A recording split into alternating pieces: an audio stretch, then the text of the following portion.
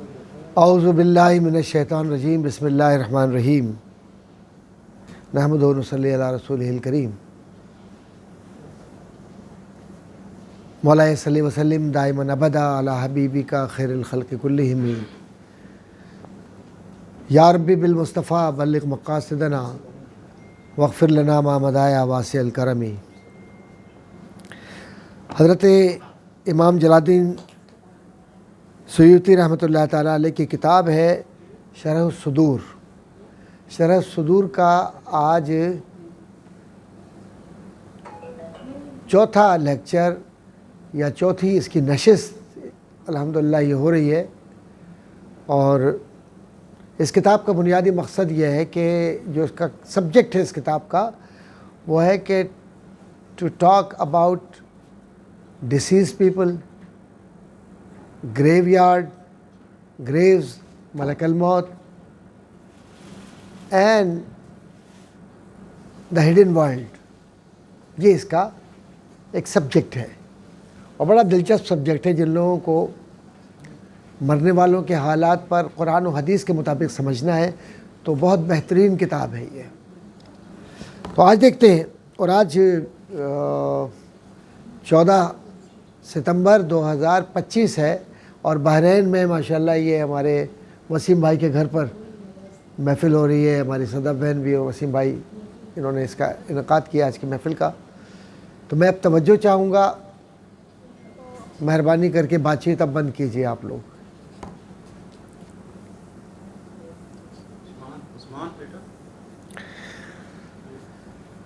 بسم اللہ الرحمن الرحیم۔ 14واں باب 14 چیپٹر جو ہے نا اس کا، وہ اس میں حضرت علامہ فرماتے ہیں، علامہ جلال الدین سیوطی رحمۃ اللہ تعالیٰ علیہ، کہ ہر سال انسانوں کی عمروں کا منقطع ہونا، یعنی ہر عمر کا ختم ہو جانا لکھا ہوا ہوتا ہے اور لکھا جاتا ہے۔ حضرت ابو ہریرہ رضی اللہ تعالیٰ عنہ سے روایت ہے کہ حضور اکرم صلی اللہ علیہ وآلہ وسلم نے ارشاد فرمایا کہ شعبان میں عمریں منقطع کر دی جاتی ہیں۔ انسان نکاح کرتا ہے، اس کے ہاں اولاد پیدا ہوتی ہے، حالانکہ وہ اللہ کے سامنے یعنی اللہ کے ارادے میں جس کا نکاح ہو گیا اور اولادیں پیدا ہو گئی، اس کی فہرست میں، مردوں کی فہرست میں وہ آ چکا ہوتا ہے، لیکن وہ چل رہا ہوتا ہے۔ نبی اکرم صلی اللہ علیہ وسلم کا شعبان میں روزہ دار رہنے کی وجہ، یہ ریزن کہ شعبان کا روزہ حضور صلی اللہ علیہ وآلہ وسلم کیوں رکھتے تھے۔ حضرت ام المومنین حضرت عائشہ صدیقہ رضی اللہ تعالی عنہا سے روایت ہے کہ حضور نبی اکرم صلی اللہ علیہ وآلہ وسلم پورے شعبان کے روزے رکھا کرتے تھے۔ میں آپ صلی اللہ علیہ وآلہ وسلم سے شعبان میں روزے رکھنے کے وجہ معلوم کی تو آپ نے ارشاد فرمایا، مرنے والے ہر آدمی کا نام اسی ماہ میں لکھا جاتا ہے، تو میں یہ پسند کرتا ہوں کہ جب اللہ تعالیٰ سے ملاقات کروں تو روزے دار ہوں۔ اب اس کا کیا مطلب ہوا کہ نبی آخر الزماں صلی اللہ علیہ وآلہ وسلم ان کے نزدیک روزہ کتنا اہم ہے، اہمیت کتنی ہے روزے کی، اور وہ بھی شعبان کا روزہ، کہ اس میں اللہ کے نبی صلی اللہ علیہ وآلہ وسلم سے ثابت ہے کہ انہوں نے روزے رکھے۔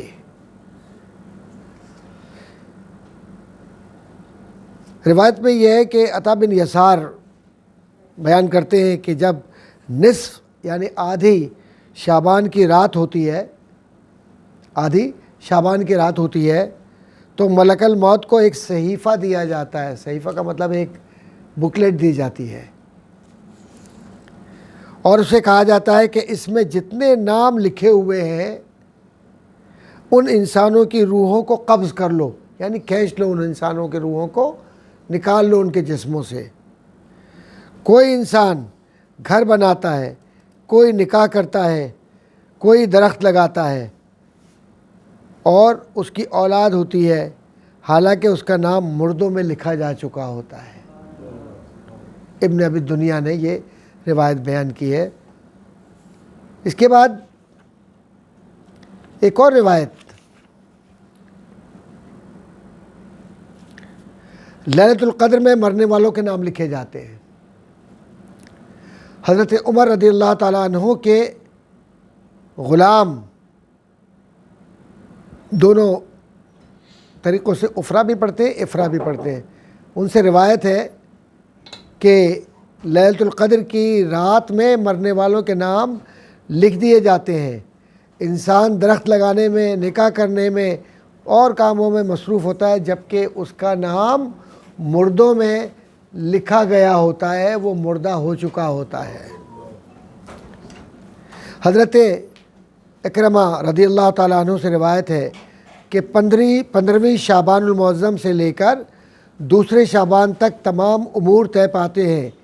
زندہ انسانوں اور مردوں کی فہرست تیار ہوتی ہے کہ کون زندہ رہے گا اور کون مردہ ہوگا، اور حاجیوں کی فہرست بھی اسی دن تیار ہوتی ہے کہ کون کرے گا حج۔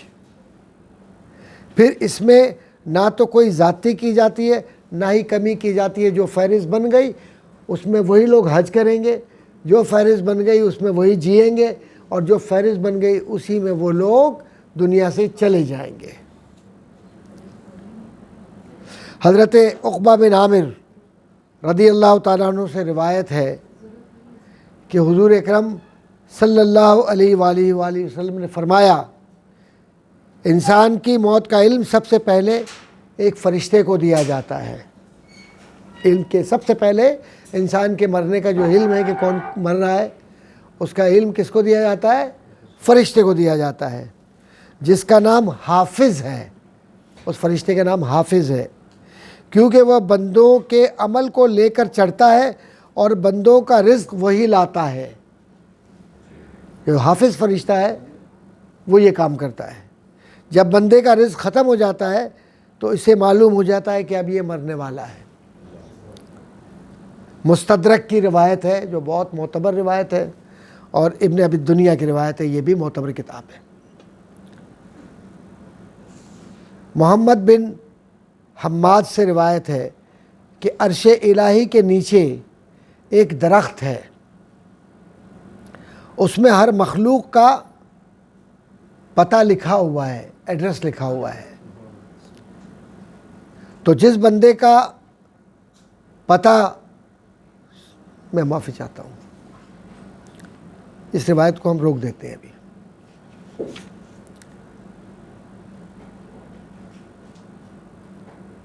میت کے پاس فرشتوں کا آنا، بشارت دینا، ملنا اور مرتے وقت مشاہدہ کرنا، کچھ مس پرنٹ تھا اس کے اندر تو مجھے شک تھا، اس لیے میں نے اس کو روکا ہے۔ آگے میں بڑھ گیا ہوں تاکہ غلط فہمی دور ہو جائے گی، ڈاکٹر صاحب نے ایک دم کیوں اسکپ کر دیا، تو اس میں مس پرنٹ تھا تو مجھے شک تھا کہ وہاں کچھ غلطی ایسی ہوئی ہے کہ جو مجھے نہیں بیان کرنی چاہیے۔ مومن کی روح کی شان اور قبر میں راحت۔ حضرت برا بن عازب رضی اللہ تعالیٰ عنہ سے روایت ہے کہ ہم نبی اکرم صلی اللہ علیہ وآلہ وسلم کے ہمراہ ایک انصاری کے جنازے میں شریک ہوئے کہ ابھی قبر تیار نہیں ہوئی تھی کہ ہم وہاں پہنچ گئے، قبر بننے سے پہلے پہنچ گئے۔ ہم سب لوگ سرکار دو عالم صلی اللہ علیہ وسلم کے گرد، یعنی ان کے پاس اپنی گردنوں کو جھکائے ہوئے بیٹھے تھے۔ دیکھا حضور کے پاس کیا احترام ہے کہ گردن جھکا کے صحابہ بیٹھتے تھے، گردن اکڑا کے نہیں بیٹھتے تھے، بیٹھے ہوئے تھے۔ اور آپ کے دست مبارک میں ایک لکڑی تھی، ہاتھ میں آپ کے ایک لکڑی تھی جس سے آپ زمین کورید رہے تھے، یعنی زمین کو ایسے ایسے کر کے اس کو کھود رہے تھے، ہلکے ہلکے ایسے کر کے زمین کو۔ پھر آپ نے اپنے چہرے انور کو، اپنے سر کو اٹھایا اور 2 یا 3 مرتبہ آپ نے فرمایا، استعیذوا باللہ من عذاب القبور، استعیذوا باللہ من عذاب القبور، کہ لوگوں قبر کے عذاب سے اللہ کی پناہ مانگو تاکہ اللہ تمہیں محفوظ کرے اس قبر کے عذاب سے جو ہوتا ہے۔ پھر آپ نے ارشاد فرمایا جو بندہ مومن اس دنیا سے رخصت ہونے والا ہے اور آخرت کی طرف متوجہ ہوتا ہے تو آسمان سے فرشتے نازل ہوتے ہیں جن کے چہرے سفید اور سورج کی طرح روشن ہوتے ہیں، اور وہ اپنے ساتھ جنت سے کفن اور خوشبو لاتے ہیں، اور وہ دور دور تک بیٹھے ہوئے ہوتے ہیں۔ پھر ملک الموت مرنے والے کے سرانے آ کر یعنی سر کی طرف آ کر بیٹھ جاتے ہیں اور کہتے ہیں اے پاک نفس یعنی پاکیزہ نفس یعنی انسان، اے پاکیزہ نفس یعنی جس انسان کی موت آئی ہے، اللہ کی رضامندی اور مغفرت کی طرف نکلا، یعنی جسم سے نکلا اے پاک نفس، ایک پاکیزہ روح۔ تو اس کا نفس اس طرح بہہ کر نکل جاتا ہے، یعنی اندر سے وہ لیکوڈ بن جاتا ہے، پتلا ہو جاتا ہے اور اس میں سے نکل جاتا ہے، یعنی روح کی بات ہو رہی ہے، وہ اس طرح سے نکل جاتا ہے جس طرح مشکیزے سے پانی کا قطرہ نکل جاتا ہے۔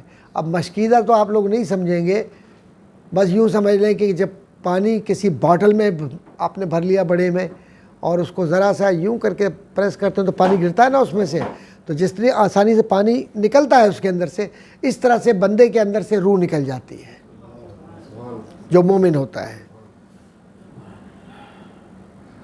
پھر اس کو جنتی کفن پہنا دیا جاتا ہے اور خوشبو میں رکھ لیتے ہیں، پھر اس سے روئے زمین کی بہترین مشک کی سی خوشبو مہکتی ہے، یعنی ایسے محسوس ہوتا ہے کہ جیسے مشک لگا ہوا ہے اس کے پورے جسم پر۔ پھر اس کو آسمان کی طرف لے کر جاتے ہیں، جب ملائکہ کی جماعت کے قریب سے گزرت ہوتا ہے تو ملائکہ پوچھتے ہیں کہ یہ خوشبو کیسی ہے؟ فرشتے اس کا نام بتاتے ہیں جو دنیا میں اس کا عمدہ اور خوبصورت نام تھا، یہاں تک کہ وہ اس کو آسمان دنیا پر لے کر پہنچتے ہیں اور آسمان دنیا کا دروازہ کھلواتے ہیں تو ہر آسمان کے مقرب فرشتے اس کے پیچھے دوسرے آسمان تک آتے ہیں، اس روح کے پیچھے پیچھے دوسرے آسمان تک آتے ہیں، یہاں تک کہ 7ویں آسمان تک پہنچتے ہیں۔ اللہ تعالیٰ فرماتا ہے کہ میرے بندے کے اعمال علیین میں لکھو، علیین کا مطلب پاکیزہ لوگوں میں لکھو، اور اسے زمین کی طرف دوبارہ واپس لے جاؤ۔ کس کو؟ اس روح کو، جو روح آسمان تک پہنچی ہے، آسمان تک، عرش تک پہنچی ہے، اس کو علیین کا نام لکھوا کے اس کو دوبارہ لے کر جاؤ، کیونکہ میں نے اس کو مٹی سے پیدا کیا ہے اور مٹی میں ہی لوٹاؤں گا۔ پھر وہ مٹی کی طرف لوٹتا ہے، اور مٹی سے ہی دوبارہ اٹھاؤں گا۔ پھر مردہ کی روح سے اس کے جسم دوبارہ، اس کا مردہ کا جو جسم ہے اس میں روح دوبارہ آ جاتی ہے، اور وہ فرشتے اس کو آ کر اٹھاتے ہیں اور پوچھتے ہیں کہ تیرا رب کون ہے؟ تو وہ کہتا ہے میرا رب اللہ تعالیٰ ہے۔ پھر پوچھتے ہیں کہ تیرا دین کیا ہے؟ تو وہ کہتا ہے کہ میرا دین اسلام ہے۔ پھر پوچھتے ہیں کہ یہ شخصیت جو تم میں بھیجے گئے ہیں کون ہے؟ تو وہ کہتا ہے کہ یہ محمد رسول اللہ صلی اللہ علیہ وآلہ وسلم ہے۔ پھر وہ پوچھتے ہیں کہ تمہارا علم کیا ہے؟ تو وہ کہتا ہے کہ میں اللہ تعالیٰ کی کتاب کو پڑھا میں نے اور اس پر ایمان لایا، اس کی تصدیق کی۔ تو آسمان سے پکارنے والا پکارتا ہے کہ میرے بندے نے سچ کہا ہے، اس کے لیے جنت کے فرش بچھا دو۔ تو قبر میں جنت کے فرش بچھ جاتے ہیں اور جنت کا لباس پہناؤ اس کو، اور جنت کا دروازہ کھول دو تاکہ جنت کی ہوائیں اور خوشبو قبر میں آئے۔ اس کی قبر کو جہاں جہاں تک نگاہ پہنچتی ہے اس کو وسیع کر دو۔ اور یہ یاد رکھیے گا، یہ آسمان سے جو ندا آ رہی ہے یہ فرشتوں کو کہا جا رہا ہے کہ تمہاری نگاہ جہاں جہاں تک پہنچے۔ ہاں، یہ انسان کو نہیں کہا جا رہا ہے کہ تمہاری نگاہ یہاں تک پہنچ رہی ہے تو یہاں تک اس کو اتنا کھول دو۔ مراد کیا ہے کہ فرشتے کی نگاہ کہاں ہے؟ کہیں بھی ہو، وہ مرکز اس کا مکہ اور مدینہ ہے، اس کی نگاہ وہاں جاتی ہے۔ تو یاد رکھو اللہ والوں کی قبریں جب کشادہ ہوتی ہیں مومنین کی تو مکے اور مدینے سے کنیکٹ ہو جاتی ہیں۔ بھائی کچھ بات سبحان اللہ زور سے بولنا ہے، ہاں، تاکہ ہمارے بہن بھائیوں کو پتہ ہو کہ دنیا میں جو بحرین میں بیٹھے ہوئے لوگ ہیں وہ جاگے ہوئے لوگ ہیں، سن رہے ہیں۔ اللہ اکبر، نقطہ نکلا اس کے اندر سے۔ اور اس کی قبر کو جہاں تک نگاہ پہنچتی ہے وسیع کر دو پھر اس کے پاس ایک نورانی چہرہ، خوبصورت لباس، بہترین خوشبو والا شخص آئے گا. اردو سمجھ رہے ہیں آپ لوگ سب لوگ؟ پھر ایک شخص آئے گا اور کہے گا تجھے مبارک ہو، یہ تیرے وعدہ کیے جانے کا دن ہے. تو وہ صاحب قبر پوچھے گا کہ تو کون ہے؟ تیرے چہرے سے خیر اور بھلائی ظاہر ہو رہی ہے. تو وہ جواب دے گا کہ میں تیرا نیک عمل ہوں جو تو نے دنیا میں کیا تھا. وہ عمل آ کر بات کرے گا.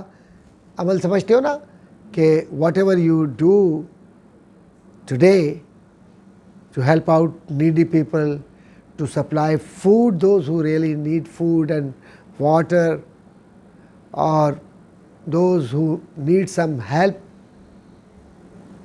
for the arrangement of a poor girl's marriage, a boy's marriage. Somebody is poor, he cannot afford or she cannot afford education. So, alhamdulillah, other Musliman or individual brother, he has money, so he supplies that money, or so he gives that money to complete his education and other stuff, like to respect your father and mothers, to respect those who are seniors, to respect masjid, to respect Quran, to respect Allah, to love Nabi Kareem sallallahu alayhi wa alihi wasallam, and to respect humanity. These are few good actions which can be done by any individual who is Muslim. تو جب یہ کرو گے تو وہ قبر کے اندر آئے گا جو تم نے نیکی کی ہے. پھر وہ قبر میں آ کے کہے گا میں تیرا نیک عمل ہوں, تو نے یہ کیا تھا. اور ساتھ میں کہے گا کہ میں تیرا نیک عمل ہوں جو تو نے کیا دنیا میں اور اللہ کی رضا کے لیے کیا تھا. It should be done for the sake of Allah subhanahu wa ta'ala, for the will of Allah, for the happiness or His mercy. It should not be done to show to the people or your friends or your neighbors or your relatives. No, never do this.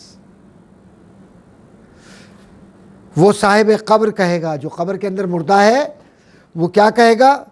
وہ کہے گا یا اللہ قیامت قائم کر دے, قیامت لے آ میرے رب, تاکہ میں اپنے گھر والوں کو بتا سکوں کہ دیکھو کہ قرآن اور حدیث نے جو وعدہ کیا تھا اللہ نے وہ آج پورا کر دیا ہے. میں اپنے زندوں کو بتا سکوں, کیونکہ ان کو پتہ نہیں ہے کہ اس کا کتنا ثواب, اس کا کتنا اجر اور کتنا اس کا فائدہ قبر میں ملتا ہے.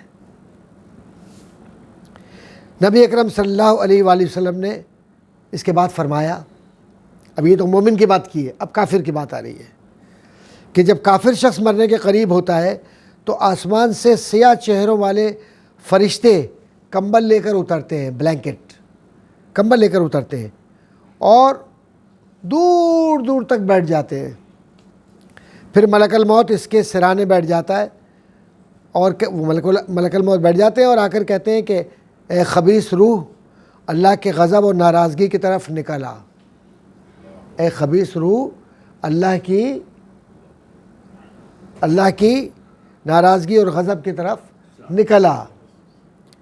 تو اس کی روح جسم میں پھیل جاتی ہے, اس کی روح جسم میں پھیل جاتی ہے. کیسے پھیل جاتی ہے؟ جیسے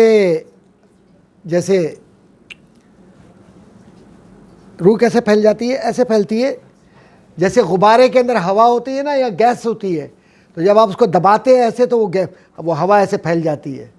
یہ مثال دی ہے میں نے. تو جسم کے اندر بھی وہ روح چھپتی ہے وہ کافر کی. اور فرشتے اس کی روح کو جسم سے اس سختی کے ساتھ, اس زبردستی کے ساتھ کھینچتے ہیں کہ جس طرح کانٹے دار لوہے کی سیخ کو جسم پر ڈال کر کھینچا جائے, ایسے کھینچتے ہیں ایسے کر کے. اور جب وہ روح کو نکالتا ہے تو فوراً فرشتے اس کی روح کو لے لیتے ہیں اور اس کو کمبل میں لپیٹ لیتے ہیں. تو پھر اس بدترین مردار کی بدبو نکلتی ہے. پھر فرشتے اس کو آسمان کی طرف لے جاتے ہیں تو ملائے اعلیٰ میں پہنچتے ہیں, آسمانوں پر پہنچتے ہیں. تو وہاں کے رہنے والے فرشتے پوچھتے ہیں یہ بدترین خبیث روح کس کی ہے؟ تو فرشتے اس کا نام تو اس کا بدترین نام لیتے ہیں جس سے وہ دنیا میں یاد کیا جاتا تھا، پھر اس کو آسمان کی طرف لے کر پہنچتے ہیں اور آسمان کا دروازہ کھلوانا چاہتے ہیں لیکن کھولا نہیں جاتا۔ پھر حضور صلی اللہ علیہ وآلہ وسلم نے قرآن مجید کی اس آیت کو تلاوت کیا، یعنی اس کے لیے آسمان کے دروازے نہیں کھولے جاتے۔ پھر اللہ تعالیٰ کا حکم ہوگا کہ اس کا نامہ اعمال سجلین میں یا سجین میں لکھو، اور اس کو لکھنے کے بعد اس روح کو سجلین میں پھینک دو یا سجیین میں پھینک دو۔ پھر وہ جو زمین کے اندر ہے، یہ نبی اکرم صلی اللہ علیہ وآلہ وسلم نے قرآن کریم کی آیت پڑھی جس کا ترجمہ ہے کہ جس نے اللہ تعالیٰ کے ساتھ شرک کیا تو گویا وہ آسمان سے گر پڑا اور اس کو پرندوں نے جھپٹ لیا یا ہواؤں نے دور پھینک دیا۔ اللہ کے نبی نے یہ آیت پڑھی۔ پھر اس کی روح اس کے جسم میں واپس کر دی جاتی ہے۔ پھر وہ دو فرشتے آتے ہیں، اسے لیٹا ہوا ہے قبر کے اندر، اس کو اٹھا کر بٹھاتے ہیں اور پوچھتے ہیں مر ربو کا، تمہارا رب کون ہے؟ تو وہ کہتا ہے ہاں لا ادری، افسوس افسوس ہے مجھے نہیں معلوم میرا رب کون ہے۔ پھر فرشتے کہتے ہیں ماں دینو کا، تمہارا دین کیا ہے؟ تو کہتا ہے کہ افسوس ما ادری، میں نہیں جانتا میرا دین کون سا ہے۔ پھر فرشتے پوچھتے ہیں اس شخصیت کے متعلق، میرے سرکار کے لیے، کہ اس شخصیت کے متعلق کیا کہتے ہو، کیا خیال ہے تمہارا جو تمہاری طرف بھیجے گئے تھے؟ تو حسرت کے ساتھ کہتا ہے کہ میں نے نہیں جانتا، نعوذ باللہ، اللہ اس وقت سے معاف فرمائے پروردگار۔ تو آسمان سے ایک آواز دینے والا آواز دیتا ہے کہ میرے اس بندے نے جھوٹ بولا ہے، اس کے لیے جہنم کا بچھونا بچھاؤ، جہنم کا لباس پہناؤ اور جہنم کا دروازہ اس کی قبر کی طرف کھول دو۔ پس جہنم کی آگ کے شعلے اس مرنے والے کے قریب اندر آ جاتے ہیں اور اس کی قبر اس قدر تنگ کر دی جاتی ہے اور اس قدر تنگ کر دی جائے گی کہ اس کی پسلیاں چکنا چور ہو جاتی ہیں، یوں دب جاتا ہے اس کے اندر، ایسے دونوں طرف سے زمین دباتی ہے اس کو، پسلیاں جو یہ ہیں ریپس وہ چکنا چور ہو جاتی ہے۔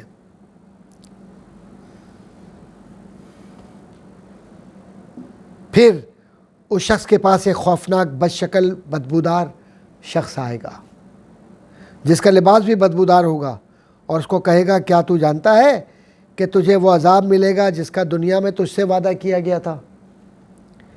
تو وہ کافر شخص کہے گا تو کون ہے، کیونکہ تمہارے چہرے سے برائی کے آثار لگ رہے ہیں۔ وہ شخص کہے گا میں تیرا وہ عمل ہوں جو تو نے دنیا میں برائی کی صورت میں کیے تھے۔ تو اس وقت یہ بدکار شخص کہے گا کہ اے رب کیا قیامت نہیں آئے گی؟ قیامت لے آ، جو عذاب ہے اس سے بہتر ہے قیامت آ جائے۔ احمد ابن ابی شیبہ، ابو داؤد، حاکم، ابن جریر، ابن ابی حاتم، بہقی، ان سب نے مل کر اس روایت کو بیان کیا ہے۔ کتنی کتابیں ہیں، کتنی کتابیں ہیں یہ۔ اب آپ سوچیں کہ جو موت کا منظر ہے اس کے اندر کس طریقے سے اللہ تبارک و تعالیٰ نے انسان کو سمجھانے کے لیے وہ جو غیب کی خبریں جو آپ مرنے کے بعد ہوتا، حضور صلی اللہ علیہ وآلہ وسلم نے ان خبروں کو اللہ کی تائید کے ساتھ، میں بار بار کہتا ہوں کہ حضور کو غیب حاصل ہے اللہ کی تائید کے ساتھ، کیونکہ رب نہ دے تو نبی کو بھی نہیں ملتا، تو رب دینے والا ہے اور میرا نبی لیتا ہے اور لے کر بتلا دیتا ہے کہ دیکھو یہ کام کرو اور یہ کام نہ کرو۔ تو جی انشاءاللہ ہم نماز عشاء پڑھیں گے، تو ابھی کافی وقت ہے اب تو ماشاءاللہ، تو وضو جس کو کرنا ہو وضو وغیرہ کر لے اور ابھی یہ گفتگو مکمل ہو جائے اس کے بعد پھر انشاءاللہ ہم پڑھ لیتے ہیں نماز۔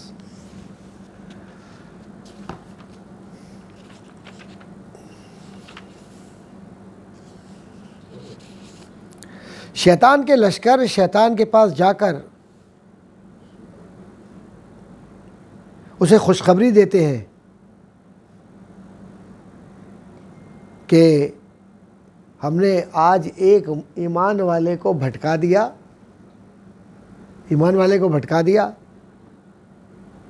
اور جہنم کا جو ایندھن ہے، جو جہنم کی جو خوراک ہے، فیڈ ہے، اس کے لیے اس آدمی کو اس میں ڈلوا دیا، اب یہ جہنم میں ہی جائے گا۔ اللہ معاف فرمائے۔ اور جب دشمن، ایسا دشمن جو اللہ کا دشمن ہو، اس کو قبر میں رکھا جاتا ہے تو قبر اس پر تنگ کر دی جاتی ہے کہ اس کے دائیں اور بائیں کی جو دونوں پسلیاں ہیں وہ ایسے مل کر ٹوٹ جاتی ہیں۔ اللہ تعالیٰ کی طرف سے اس کے پاس اللہ تعالیٰ کی طرف سے اس قبر کے اندر خوفناک سانپ بھیجے جاتے ہیں جو اسے ڈسنا شروع کر دیتے ہیں۔ پھر اللہ کی طرف سے اس کے پاس 2 فرشتے آتے ہیں اور پوچھتے ہیں کہ تیرا رب کون ہے، تیرا دین کیا ہے، تیرا نبی کون ہے؟ تو وہ کہتا ہے کہ مجھے نہیں معلوم۔ تو فرشتے کہتے ہیں کہ تو نے جاننے کی کوشش بھی کب کی ہے؟ پھر اس کو وہ ایسے گرز مارتے ہیں، گرز کا مطلب اتنا زور سے اس کو وہ مارتے ہیں کیا ہے کہ قبر میں آگ کے شعلے نکلنا شروع ہو جاتے ہیں۔ گرز کا جو لفظ ہے، میں چاہتا ہوں تھوڑا سا اس کو میں ڈیفائن کر دوں۔ ایک طرح کا یوں لے لو کہ جیسے ایک بہت بڑا مطلب یہ کہ لوہے کا ویٹ ہو اور اس کے آگے نوک نکلی ہوئی ہو، اور اس کو یوں پکڑ کر اس ویٹ کے ساتھ اگر جب ماریں گے جسم کے اوپر تو اس سینے سے آگے پیچھے نکل آئے گا وہ، اور جب وہ زمین کے اندر جائے گا تو اس کی گرمی کی وجہ سے اس کے اندر چنگاری اور آگ پیدا ہوگی اور پوری قبر میں آگ لگ جائے گی۔ اللہ معاف فرمائے، اللہ معاف فرمائے۔ پھر وہ ایسا گرز مارتے ہیں کہ قبر آگ کے شعلوں سے بھر جاتی ہے۔ پھر فرشتے کہیں گے ذرا اوپر دیکھ۔ جب وہ اوپر دیکھے گا تو جنت کا دروازہ نظر آئے گا۔ تو فرشتے کہیں گے اگر تو اللہ تعالیٰ کی عبادت کرتا تو تیرا مقام وہاں ہوتا، مقام بھی دکھایا جائے گا۔ نبی اکرم صلی اللہ علیہ وآلہ وسلم نے فرمایا، قسم ہے رب ذوالجلال کی، اس وقت اس دل میں ایسی حسرت و ندامت ہوگی کہ جو بھی ختم نہیں ہوگی کبھی بھی، یا شرم، یعنی جو فیلنگس ہوں گی شرم کی، ایسی ہوں گی کہ پھر اس کو جہنم کا دروازہ کھول کر دکھایا جاتا ہے اور کہا جاتا ہے اے اللہ کے دشمن، نافرمانیوں کی وجہ سے تیرا مقام یہی ہے، اور 70,000 جہنم کے دروازے کھول دیے جاتے ہیں جن سے سخت گرمی اور گرم ہوا آتی ہے، اور یہ سلسلہ قیامت تک اس کی قبر میں جاری رہے گا۔ ابھی یعلا اور ابھی دنیا نے اس روایت کو بیان کیا ہے۔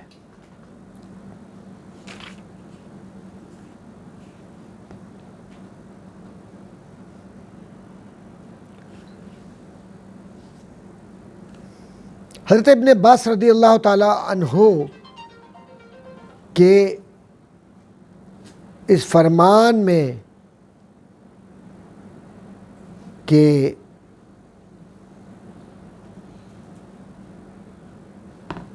جو فرشتے ہیں ان کی کیفیت کیا ہوگی، اس کو ذرا سمجھنے کی ضرورت ہے۔ اس کی تفسیر میں فرماتے ہیں کہ کافر روحیں جہنم کا ایندھن ہے، یعنی جہنم میں ڈالی جائیں گی، اور ملک الموت جب ان کافروں کو دیکھتا ہے تو دیکھنے کے بعد ان کو بتا دیتا ہے کہ اللہ تم سے ناراض ہے، اللہ تم سے خوش نہیں ہے،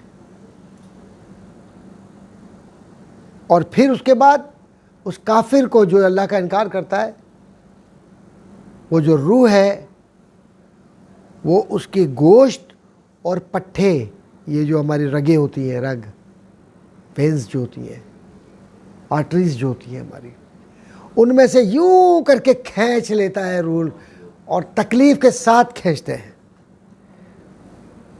اور حضرت ربیع بن انس رضی اللہ تعالیٰ عنہ سے روایت ہے، فرماتے ہیں کہ اللہ تعالیٰ نے بہت ساری آیات کافروں کے لیے نازل کی ہیں. ان کی موت کے فرشتے اس کی روح کو سختی سے کھینچتے ہیں.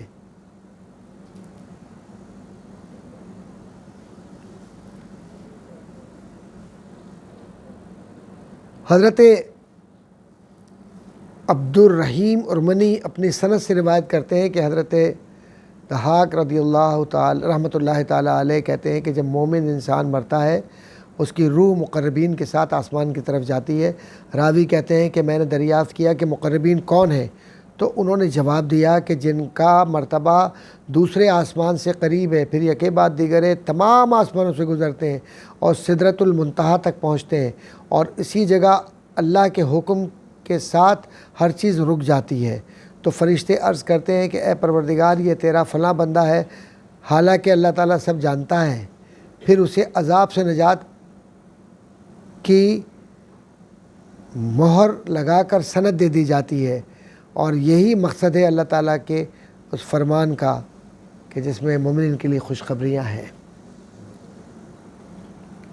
حضرت ابن مسعود رضی اللہ تعالیٰ عنہ سے روایت ہے کہ معراج کی رات نبی اکرم صلی اللہ علیہ وآلہ وسلم نے جب سدرۃ المنتہا پر ملاحظہ فرمایا تمام چیزوں کو اور جہاں روحیں پہنچتی ہیں، تو آپ سے کہا گیا کہ یہ سدرہ ہے، اس جگہ آپ کے ہر امتی کی روح پہنچتی ہے. ابن ابی حاتم اور جریر نے ان روایات کو بیان کیا ہے. حضرت ابو سعید خدری رضی اللہ تعالیٰ عنہ بہت معروف صحابی ہیں، ان سے روایت ہے کہ فرمایا کہ جب مومن بندہ دنیا سے رخصت ہونے لگتا ہے تو اللہ تعالیٰ کے فرشتے جن کے چہرے سورج کی طرح روشن اور چمکتے ہیں وہ نازل ہوتے ہیں اور اپنے ساتھ خوشبو اور کفن لاتے ہیں اور میت کے سامنے بیٹھتے ہیں جہاں مردہ ان کو دیکھتا ہے، اور جب اس کی روح نکلتی ہے تو ہر فرشتہ اس کے لیے مغفرت کی دعا کرتا ہے. ہر فرشتہ اس کے لیے مغفرت کی دعا کرتا ہے. حضرت ابو ہریرہ رضی اللہ تعالیٰ عنہ سے روایت ہے کہ جب مومن بندے کی روح پرواز کر جاتی ہے، یعنی مر جاتا ہے کوئی مومن، تو دو فرشتے اس کا استقبال کرتے ہیں. یعنی جب مومن کوئی مر جاتا ہے، کوئی مسلمان مر جاتا ہے، تو دو فرشتے اللہ کی طرف سے بھیجے جاتے ہیں جو اس کو ویلکم کر رہے ہوتے ہیں، اس کی روح کو، اس کی اسپرٹ کو، اس کی سول کو، اور پھر اسے آسمان کی طرف لے جاتے ہیں. تو آسمان کے ملائکہ کہتے ہیں کہ پاک روح ہے جو زمین کی طرف سے آئی ہے. اس کے لیے وہ ملائکہ مغفرت کی دعا کرتے ہیں. پھر اس کو اللہ تعالیٰ کی بارگاہ میں پیش کیا جاتا ہے، تو اللہ تعالیٰ فرماتا ہے اسے قیامت تک کے لیے لے جاؤ. اور جب کوئی کافر مر جاتا ہے تو اس سے بدبو نکلتی ہے اور ملائکہ اس پر لعنت کرتے ہیں. تو آسمان کے فرشتے کہتے ہیں کہ خبیث روح ہے، اہل زمین کی طرف سے آئی ہے. پھر اس کو بھی قیامت تک کے لیے واپس کر دیا جاتا ہے. کلیئر ہو رہی ہے بات؟ آپ لوگ سمجھ رہے ہیں بات کو؟ اس کو بہقی نے اور صحیح مسلم نے اس کو بیان کیا، اس روایت کو. حضرت ابو ہریرہ رضی اللہ تعالیٰ عنہ فرماتے ہیں کہ رسول اللہ صلی اللہ علیہ وآلہ وسلم نے فرمایا کہ جب مومن بندے کی موت کا وقت قریب آتا ہے تو رحمت کے فرشتے سفید ریشمی کپڑا لے کر آتے ہیں اور مومن بندے کی روح سے کہتے ہیں اے پاک روح، اللہ کی رحمت و کرم اور رضا اور اپنے رب کی طرف لوٹ آ. تو وہ مہکتی ہوئی خوشبو کی طرح نکل کر آتی ہے اور فرشتے اس کو لے جاتے ہیں، اور فرشتے اس کی خوشبو کو سونگھتے ہیں کہ کیا پاکیزہ روح ہے کہ اس میں سے خوشبو آ رہی. وہ خوشبو روح کی تھوڑی ہے، وہ خوشبو تو اس قرآن کی اور حضور کی محبت کی، اللہ کی محبت کی، اور انسانوں کی ضرورت پوری کرنے والے نیک اعمال کی خوشبو ہے جو اس کی روح میں سے آ رہی ہوتی ہے. اس لیے ہم جو جسم پہ خوشبو لگاتے ہیں نا، کیوں لگاتے ہیں؟ تاکہ ہمارے جسم کا پسینہ، اس کی بدبو کسی کو نہ آئے. اسی لیے لگاتے ہیں نا کہ ہمارے جسم سے کوئی قریب آئے تو اس کو اچھا لگے کہ بھائی اس کے جسم سے خوشبو آ رہی ہے. تو وقتی طور پر، وعلیکم السلام ورحمۃ اللہ، وقتی طور پر آپ جب خوشبو لگا کر پسینے کی آپ اپنے دوستوں کے اندر فیوریٹ ہو جاتے ہیں، وقتی طور پر آپ خوشبو لگا کر اپنے دوستوں میں فیوریٹ ہو جاتے ہیں. لیکن جب نیک اعمال آپ کرتے ہیں تو آپ کی روح کو ایسی خوشبو لگ جاتی ہے کہ قبر سے بھی خوشبو آتی ہے. یہ اللہ والوں کی بات ہے جن کے اعمال مضبوط ہیں. وہ دکھاوے کے نہیں ہے کہ کسی کو ایک چائے پلا دی تو 200 آدمیوں سے کہہ رہے ہیں میں نے اس کو چائے پلائی ہے, اس کی بیٹی کی شادی ہونی تھی, وہ بیٹی کو میں نے 200 روپے دے دیے, اس کے 5000 روپے کی مدد کر دی ہے اپنے غریب رشتہ دار. اچھا وہ بالکل یار وہ مر رہا تھا نا, بڑی طبیعت خراب تھی اس کی, تو میں نے سوچا کہ چلو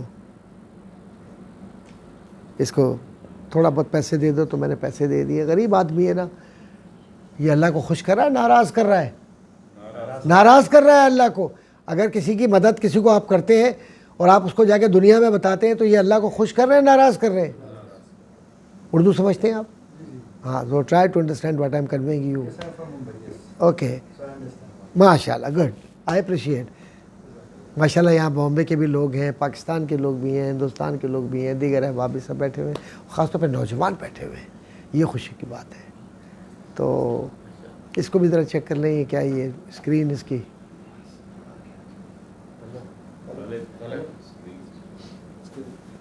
تو ایک بات میں یہ عرض کرتا چلوں,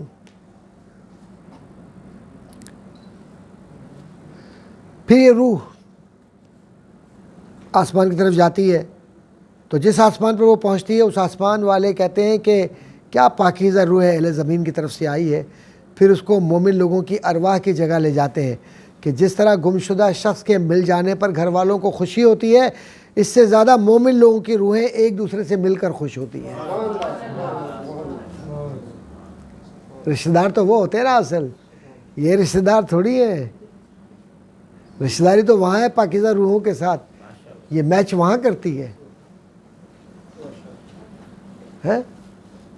اور پھر اس سے پوچھتے ہیں کہ فلاں بن فلاں کا کیا حال ہے, تمہاری ابھی روح آئی ہے, تم آئے ہو ابھی ہمارے اندر, تم یہ تو بتاؤ وہ فلاں بن فلاں جو ہے وہ فلاں فلاں آدمی کیسا ہے, وہ کیسا ہے وہ آدمی.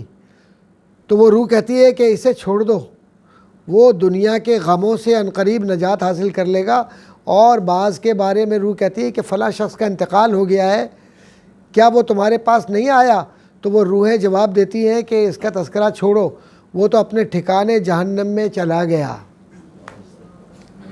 یعنی روح پہچانتی ہے, روح کو یہ علم ہے کہ کون جہنمی ہے کون جنتی ہے.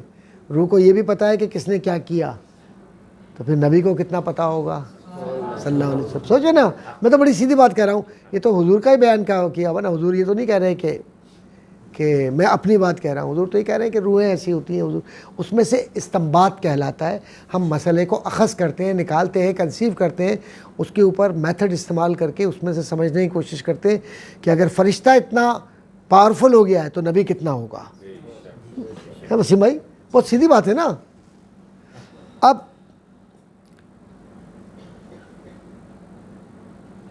جہنم میں چلا گیا وہ آدمی, اس کو پتہ ہے روح کو. جب کافر کی روح نکلتی ہے تو ملائکہ اس کے پاس آتے ہیں اور کہتے ہیں کہ اے روح, اللہ تعالیٰ کے عذاب کی طرف نکلا.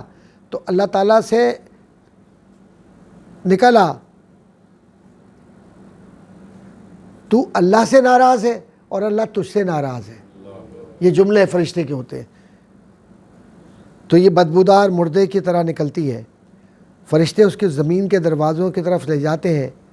تو جس دروازے پر پہنچتے ہیں, اب یہ زمین کے اندر لے جا رہے ہیں اس کی روح کو, تو جس طرف لے جاتے ہیں اور جس دروازے پہ پہنچتے ہیں یہی آواز آتی ہے کس قدر یہ بدبودار اور گندی روح آئی ہے, یہاں تک کہ اس کو کافروں کی روحوں کے ساتھ ملا کر چھوڑ دیتے ہیں.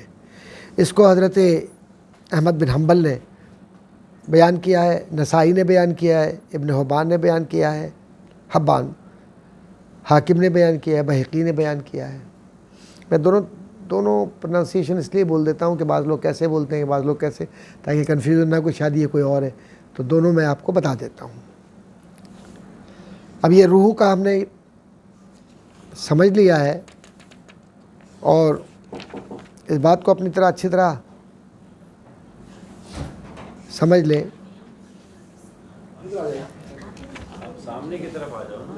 کہ یہ جنتی روح اور جہنمی روح, ان دونوں کو اللہ تبارک و تعالیٰ نے کس طریقے سے راحت دی ہے اور کس طرح سے اس پروسیس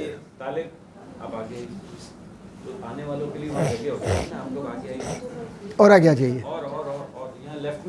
یہاں جاؤ بیٹا، جگہ بہت ہے، ادھر آ جائے، ادھر آ جائے، ادھر آ جائے۔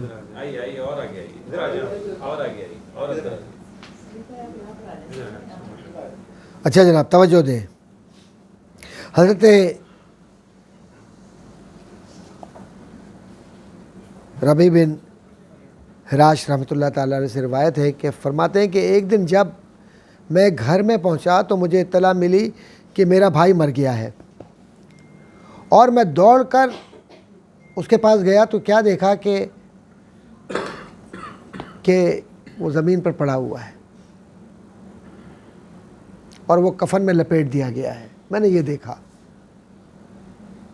میں اس کی سر کی طرف کھڑے ہو کر استغفار پڑھتا رہا، انا للہ و انا الیہ راجعون پڑھتا رہا، تو میرے فوت شدہ بھائی نے کپڑا اٹھا کر کہا، انتقال ہوا ہے، کپڑا اٹھا کر کہا، وہ جو کفن پہنا دیا تھا اس میں سے کپڑا اٹھا کر کہا السلام علیکم۔ اگر عام حالات میں کوئی مردہ، اب آپ سوچئے، کپڑا اٹھا کے السلام علیکم کہہ دے تو اس کے برابر میں دوسرا مردہ بھی لیٹ جائے گا، ہے نا، کیونکہ ایمان کی کمزوری ہے، موت پر یقین نہیں ہے، اتنے ہم ڈر جاتے ہیں اسی رشتے سے جو سگا رشتہ ہوتا ہے کہ بھائی اٹھ کے نہ بیٹھ جائے کہیں، لیکن اگر ایمان مضبوط ہو تو موت سے خوف نہیں ہوتا، آپ سکون کے ساتھ۔ یہ اللہ والے تھے، ایمان مضبوط تھا، انہوں نے کہا وعلیکم السلام۔ پھر میں نے کہا سبحان اللہ، تو اس مردے نے بھی کفن کے اندر سے کہا سبحان اللہ۔ اگر پہلی بار سلام کا جواب دیا، اس کے بعد سبحان اللہ کہا، اور کہا کہ سبحان اللہ، میں تم سے جدا ہو کر اللہ تبارک و تعالیٰ کی بارگاہ میں پہنچ گیا ہوں، روح تو نکل چکی ہے نا، میں تم سے جدا ہو کر اللہ کی بارگاہ میں پہنچ گیا ہوں، میں نے اپنے رب سے ملاقات کی، وہ مجھ سے راضی ہے، میں اس سے راضی ہوں، اور اس نے مجھے ریشم اور سندس اور استبراق کے جنتی لباس پہنائے ہیں اور مجھ پر رحمت و کرم فرمایا، میں نے یہ معاملہ آسان پایا جتنا کہ تم سمجھتے تھے، اس لیے اب دیر نہ کرو اور مجھے بارگاہ نبوت یعنی رسول اکرم صلی اللہ علیہ وآلہ وسلم کے پاس لے کر چلو، حضور صلی اللہ علیہ وآلہ وسلم کے پاس لے کر چلو، کیونکہ آپ نے مجھ سے وعدہ فرمایا ہے کہ میری واپسی تک آپ صلی اللہ علیہ وآلہ وسلم انتظار فرمائیں گے کہ جب تک تم واپس نہیں آتے میں تمہارا انتظار کر رہا ہوں۔ یہ کہہ کر وہ چپ ہو گیا، فوت ہو گیا۔ تو اتنی دیر کے لیے اس کی روح اللہ تبارک و تعالیٰ نے لوٹا دی تھی کہ وہ بات زندوں کو بتلا دے، تاکہ لوگوں کو نصیحت ہو کہ اعمال کیا ہوتے ہیں۔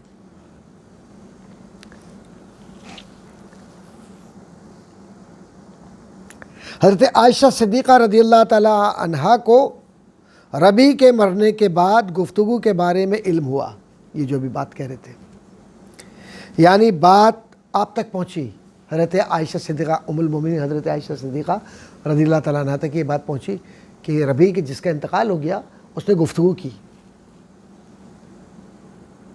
حضرت عائشہ صدیقہ رضی اللہ تعالیٰ عنہ نے فرمایا کہ میں نے نبی اکرم صلی اللہ علیہ وآلہ وسلم کو یہ کہتے ہوئے، یہ فرماتے ہوئے سنا تھا کہ میری امت میں ایک شخص مرنے کے بعد ضرور بات کرے گا۔ ابو نعیم کہتے ہیں یہ حدیث صحیح اور مشہور ہے، بہقی نے اس کو دلائل نبوت میں ذکر کیا اور کہا کہ اس حدیث کے صحیح ہونے میں کوئی شک نہیں ہے۔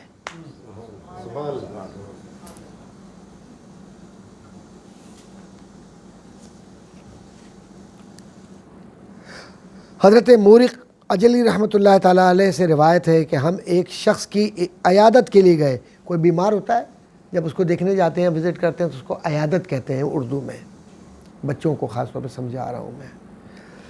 تو عیادت کے لیے گئے، جو کہ موت کے قریب ہونے کی وجہ سے بالکل بے ہوش پڑا ہوا تھا۔ ہم نے دیکھا کہ اس کے سر سے ایک نور نکل کر مکان کی چھت کو پھاڑتے ہوئے آسمان کی طرف چلا گیا، پھر اس کی ناف سے بھی نور نکلا، پھر وہ شخص ہوش میں آ گیا۔ ہم نے اس سے پوچھا کہ جو معاملہ تجھ سے ہوا، کیا تجھ کو اس کا پتہ ہے کہ یہ سب کچھ کیا ہوا ہے؟ اس نے کہا ہاں مجھے معلوم ہے کہ جو نور میرے سر کی طرف سے نکلا تھا وہ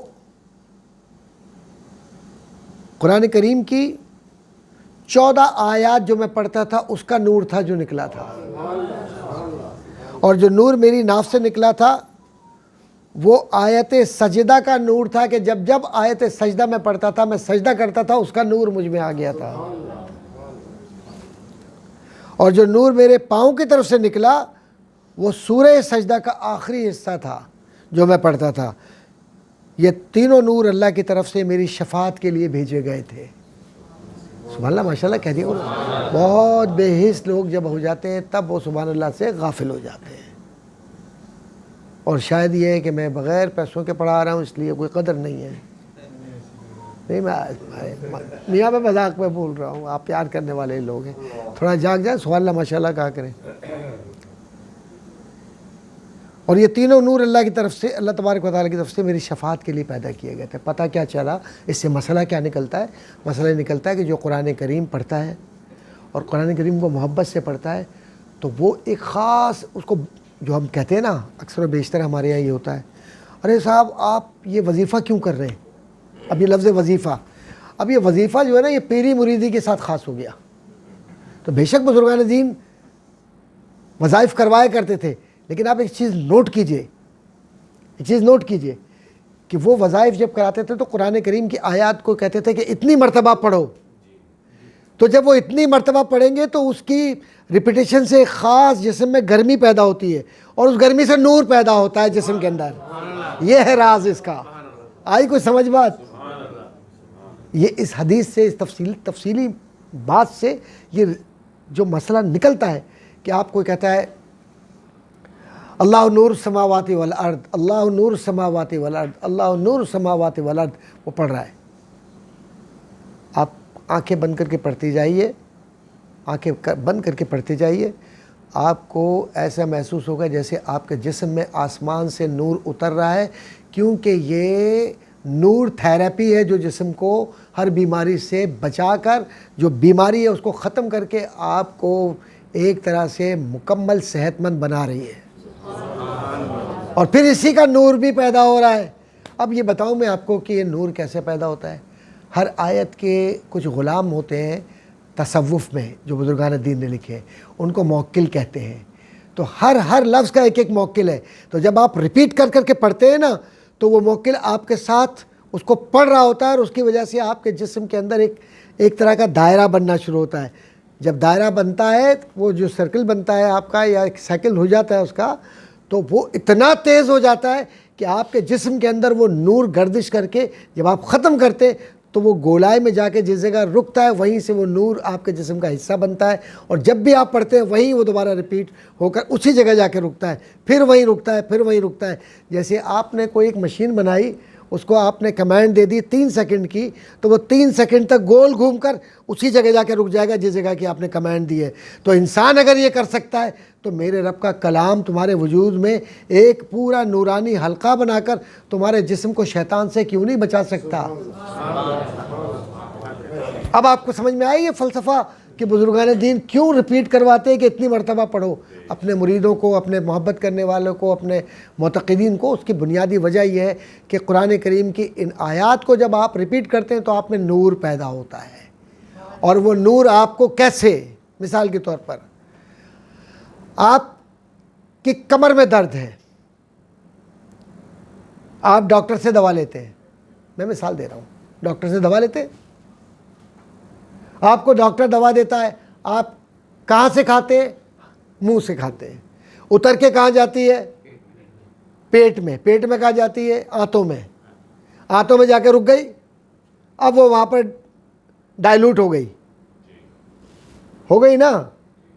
اس کے بعد اس کو کیسے پتا کہ تمہاری کمر میں درد ہے؟ وہ وہیں جا کے ہٹ کرتی ہے اور کمر کا درد ٹھیک ہو جاتا ہے. بتاؤ مجھے کیسے بتا؟ اس لیے کہ اس کے اندر ایک دوا تھی نا، وہ دوا اثر کر گئی اور وہ اس جگہ جا کر کمر کے اندر درد کو ٹھیک کر دیا. تو جب کسی بیماری کے لیے میرے رب کے کلام کو پڑھتے ہو تو جہاں جس مقصد کے لیے پڑھ رہے ہو اسی مقصد پر جا کر وہ پہنچ کر اس مقصد کو پورا کرتا ہے میرا رب. یہ ہے میرے رب کا کلام. تو یہ جو اسپریچول ہیلنگ ہوتی ہے نا، لیکن اسپریچول ہیلر وہ ہونا چاہیے جو آپ سے پیسہ نہ مانگے، جو لالچ نہ رکھے، جو کوئی خلاف شریعت حکم بچیوں کو نہ دے، بچوں کو نہ دے. کوئی ایسا کام جو شریعت کے خلاف ہو علاج کے اندر نہ کرے. اور علاج کرنے والا جو ہیلر ہے، عامل ہے یا بزرگ ہے، وہ اللہ کی رضا کے لیے اور رسول کی رضا صلی اللہ علیہ وسلم کی رضا کے لیے کرے تو کوئی سبب نہیں ہے کہ قرآن کا اثر جسم پہ ہو کہ بیماری ختم نہ ہو. کرنے والا تو ہو کوئی. تو کہا کہ حضرت عائشہ صدیقہ رضی اللہ تعالیٰ عنہ جو ہماری ماں ہیں، انہوں نے اس کو بیان کیا اور کہا کہ ہاں ایسا ہوگا، کلام کرے گا. وہ کلام بھی طاقت ہوتی ہے ان لوگوں کی، ہر ایک کو نہیں ہوتی طاقت کلام کرنے کی. یہ کلام بھی ان کی طاقت ہوتی ہے جو رب سے کلام کرتا ہے روزانہ. سمجھ آئی بات؟ یہ اللہ والے لوگ ہیں. جب ہم سو رہے ہوتے ہیں وہ جاگ کر کلام کر رہے ہوتے ہیں. جب وہ دروازے کو کھٹکھٹاتا ہے اس کی رحمت کا پیغام آتا ہے، اس سے پہلے وہ اٹھا ہوا ہوتا ہے، لبیک کہہ کر کہتا ہے یا رب میں تہجد کے لیے کھڑا ہوا ہوں، میں تیرے قرآن کے لیے کھڑا ہوں، قرآن پڑھ رہا ہوں، میں تیری نماز کے لیے کھڑا ہوں، تیرے محبوب کی نعت کے لیے کھڑا ہوں، تیرے محبوب کے درود و سلام کے لیے کھڑا ہوں، تیرے محبوب کو خوش کرنے کے لیے کھڑا ہوں. تو یاد رکھو پھر اس میں مرنے کے بعد بھی مرتا نہیں ہے، طاقت رہتی ہے. بلکہ بعض علماء نے یہ لکھا ہے، بلکہ اس پر اتفاق ہے کہ جب انسان مر جاتا ہے، خاص طور پہ اولیاء کرام یا مفسرین، محدثین، نیک لوگ، متقی، تو اللہ تعالیٰ ان کی طاقت کو اور بڑھا دیتا ہے. سبحان اللہ. تو کہہ رہی نہیں ہے. میں تو اپنے ان وہ بہن بھائی جو ریکارڈنگ دیکھیں گے ان سے کہوں گا بڑی مشکل سے سبحان اللہ کہلوایا ہے ان سے، بڑی مشکل سے. خیر، مغیرہ بن خلف سے روایت ہے، ابن ابی دنیا نے لکھا اس کو کہ ایک عورت جس کا نام روبہ تھا مر گئی، اس کو غسل دیا گیا اور کفن پہنا دیا گیا تو دیکھا کہ وہ حرکت کر رہی ہے اور یہ کہہ رہی تھی کہ خوش ہو جاؤ، جیسا تم سمجھتے تھے میں نے اس سے زیادہ آسان معاملہ پایا ہے، اور مجھے بتایا گیا ہے کہ قطع رحمی یعنی رشتہ داروں سے الگ رہنا، رشتہ داروں سے تعلقات ختم کر دینا، شراب پینے والا اور مشرک شخص جنت میں کبھی داخل نہیں ہوگا. تو جو جنت میں جا رہی ہے انہوں نے بتلا دیا کہ مجھے بتایا گیا ہے کہ یہ 3 چیزیں اگر کرو گے تو. اور شرک کیا ہوتا ہے یہ بات اچھی طرح سمجھ لے. ہمارے یہاں بغیر سوچے سمجھے ہر ایک کو مشرک ہم کہہ دیتے ہیں. ہم گناہ گار ہیں. ہمیں کبھی بھی کسی کے لیے ایمان، کیونکہ وہ ایمان ہے، وہ نبی کا امتی ہے، آپ اس کو نبی کی امتی کو ایک امتی کو کم کر رہے ہیں تو کل قیامت کے دن کیا جواب دیں گے اگر وہ مشرک نہیں ہوا؟ اور تم سے پوچھا گیا کہ تم نے نبی کی امتی میں تعداد میں کمی کی، کیونکہ حضور نے فرمایا تھا نا نکاح کرو اور میری امتیوں میں اضافہ کرو، ہے نا یہ مفہوم ہے اس حدیث کا، مجھے فخر ہوگا قیامت کے دن. تو یہاں تو ہم اس کو مشرک کافر قرار دے کر کم کر رہے ہیں تعداد. تو کل حضور کے سامنے اگر وہ پیش ہوا اور وہ عاشق رسول ہوا، اس کے بعد کیا جواب دو گے میرے دوستو؟ اپنے آپ سے پوچھو. تو اس لیے کسی کو برا مت کہو. میں بار بار ایک بات، کسی کو برا مت کہو. ایسا نہ ہو کہ رب کے سامنے وہی اچھا ہو اور تمہاری پکڑ اسی پر ہو جائے. کبھی کسی کو برا نہیں. میں بار بار ایک بات کہتا ہوں، بیٹا کبھی کسی کو برا نہیں کہو.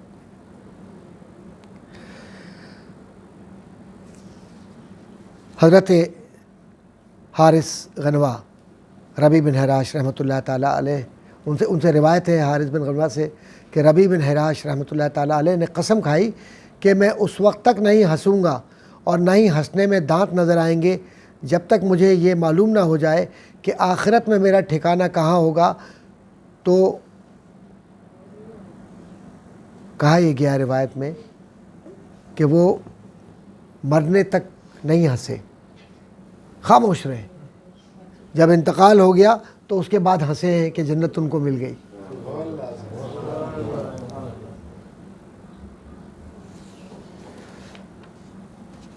اسی طرح سے عبد الملک اور حجاج بن یوسف کے مرنے کا حال بھی بیان کیا گیا ہے.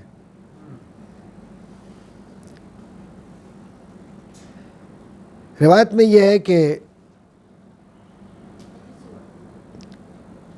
حضرت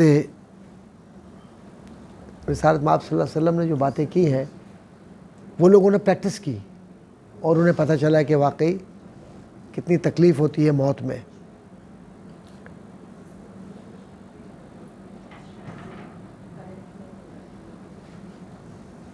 ابن ابی دنیا کہتے ہیں کہ ہم ایک مریض کے گرد بیٹھے ہوئے تھے تو اچانک اس کی موت واقع ہو گئی. مرض میں تھا وہ, اچانک مر گیا. ہم نے اس کو کپڑے میں لپیٹ دیا اور کفن دفن کے سامان کے لیے آدمی کو بھیج دیا. جب ہم اس کو غسل دینے کے لیے گئے تو اس میں کچھ حرکت پیدا ہوئی, موومنٹ پیدا ہوئی. ہم نے کہا سبحان اللہ, ہم تو یہی سمجھ رہے تھے کہ یہ تو مر گیا ہے. اس نے کہا کہ ہاں میں مر چکا ہوں, ہاں میں مر چکا ہوں اور مجھے قبر میں پہنچایا گیا اور مجھے ایک حسین و جمیل اور خوشبودار شخص نے قبر میں رکھ کر کاغذوں سے ڈھانپ دیا ہے. اتنے میں ایک بدشکل اور بدبودار سیاہ عورت آئی تو اس نے اس بزرگ شخص کے سامنے میرے گناہ گنوانا شروع کر دیے کہ واللہ اس نے ایسا کیا, یہ گناہ کیا, وہ گناہ کیا. تو یہ سب سن کر بہت شرمندگی ہو رہی تھی. میں نے اس خوبصورت نیک آدمی سے کہا کہ میں تجھے اللہ تعالیٰ کا واسطہ دیتا ہوں کہ تو مجھے اور اس کو, یعنی جو عورت برائی کر رہی ہے, اکیلا چھوڑ دو, ہم دونوں کو اکیلا چھوڑ دو. تو انہوں نے, جو خوبصورت آدمی تھا اس نے ایسے ہی کیا. پھر اس عورت نے کہا میرے ساتھ چلو, میں تمہارے ساتھ مقدمہ لڑوں گی. وہ مجھے ایک کشادہ مکان میں لے گئی, کھلے مکان میں لے گئی, بڑے مکان میں لے گئی کشادہ, جس میں ایک طرف تو چاندی کا آبشار تھا, دوسری طرف مسجد تھی. مسجد میں کھڑا ہوا ایک شخص نماز پڑھ رہا تھا. انہوں نے قرآن کریم سے سورہ نحل پڑھی اور پڑھتے ہوئے وہ تھوڑا سا بھول گئے اور میں نے اس پڑھنے والے کو لقمہ دیا. لقمہ کا مطلب I corrected that person who did some mistake during recitation of Quran. تو میں نے اس کو لقمہ دیا تو وہ فوراً میری طرف متوجہ ہو کر کہنے لگے کیا آپ کو یہ صورت یاد ہے؟ میں نے جواب دیا ہاں مجھے یاد ہے. تو مجھ سے کہنے لگے یہ صورت نعمتوں سے مالا مال ہے. انہوں نے اپنے قریب سے ایک بستہ اٹھایا, ایک بیگ لیا اور اس سے ایک صحیفہ یعنی ایک کتاب نکالی اور اس میں دیکھنا شروع کر دیا ایسے کر کے, صحیفے کے اندر, اس بک کے اندر یا اس لسٹ کے اندر یا اس بکلیٹ کے اندر دیکھنا شروع کر دیا. تو اتنے میں وہ بدبودار سیاہ عورت بھاگ کر آئی اور کہنے لگی اس نے یہ گناہ کیے ہیں. تو اس خوبصورت شخص نے میری نیکیاں شمار کرنا شروع کر دیں. اس نماز پڑھنے والے شخص نے کہا کہ تو یہ شخص جو اللہ تعالیٰ کی بارگاہ میں اس وقت حاضر ہے اس کو پہچانتی ہے کہ یہ کون ہے, کیا ہے؟ کہا نہیں. کہا جب اللہ نے اس کے کسی ایک ادا پر اس کو معاف کر دیا تو اس کے پیچھے کیوں لگی ہوئی ہے کہ اس کو جہنم میں ڈالا جائے؟ اور یہ کہا گیا کہ ایسا شخص جو عمل کرتا ہے اللہ کی رضا کے لیے کرتا ہے, اگر تھوڑا سا بھی عمل وہ نیکی کا ایسا کر لے تو بعض اوقات گناہ اس کے پیچھے پیچھے چل رہے ہوتے ہیں, وہ سب گناہ معاف کر دیے جاتے ہیں اور اس نیکی کے عوض جو وہ سچے دل سے کرتا ہے.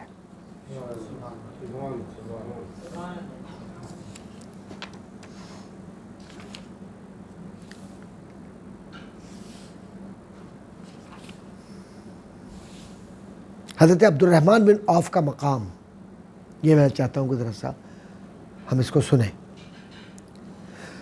اب ابن ابی دنیا، مستدرک، دلائل النبوہ، ابن عساکر نے اس کو روایت کیا ہے، ساری معتبر کتابیں اور سارے معتبر لکھنے والے۔ حضرت عبد الرحمن بن عوف رضی اللہ تعالیٰ عنہ کو بیماری کی وجہ سے بے ہوشی طاری ہو گئی، مطلب بیماری تھے اس میں بے ہوش ہو گئے۔ لوگوں نے سمجھا کہ آپ کا انتقال ہو گیا ہے، چنانچہ لوگ اٹھے، آپ کو کپڑے میں لپیٹ دیا۔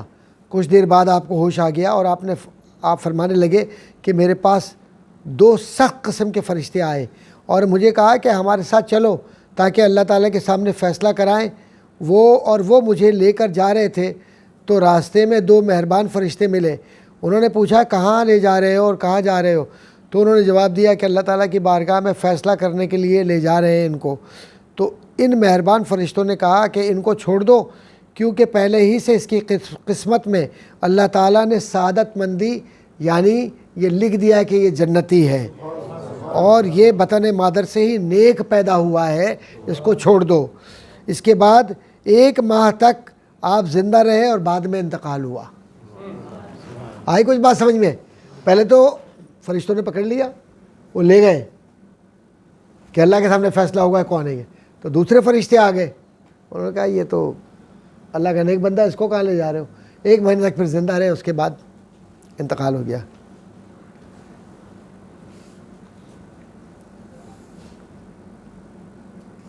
حضرت ابو بکر صدیق رضی اللہ تعالیٰ عنہ سے روایت ہے، جب کسی کی موت کا وقت قریب آتا ہے تو ملک الموت کو حکم ہوتا ہے کہ اس کے سر کو سونگو، جو مرنے والا ہے اب اس کے سر کو سونگو۔ وہ سونگ کر بتاتے ہیں کہ میں اس کے سر میں قرآن کی خوشبو پاتا ہوں۔ قرآن کی سبحانہ تو کہو یار، اللہ کے بندو، قرآن پاک کا ذکر ہو رہا ہے، کوئی سبحانہ نہیں کہتا، عجیب لوگ ہو آپ لوگ۔ تو اس کے سر میں قرآن کی خوشبو پاتا ہوں۔ پھر ملک الموت کو حکم ہوتا ہے کہ اس کے دل کو سونگو، تو وہ کہتے ہیں کہ اس کے دل میں روزوں کی خوشبو آتی ہے۔ ہاں ایسے، شاباش۔ پھر حکم ہوتا ہے کہ اس کے پاؤں کو سونگو، تو وہ کہتے ہیں کہ اس پہ پاؤں میں راتوں میں کھڑے ہو کر نفل پڑھنے کی خوشبو آتی ہے۔ پھر کہا جاتا ہے کہ اس نے اپنے نفس کی حفاظت کی، اللہ تعالیٰ نے اس کو ہر قسم کے عذاب سے محفوظ کر دیا اور اس کو جنت میں بھیج دیا۔ حضرت داؤد بن ہند روایت کرتے ہیں کہ مجھے طاعون کا مرض لاحق ہوا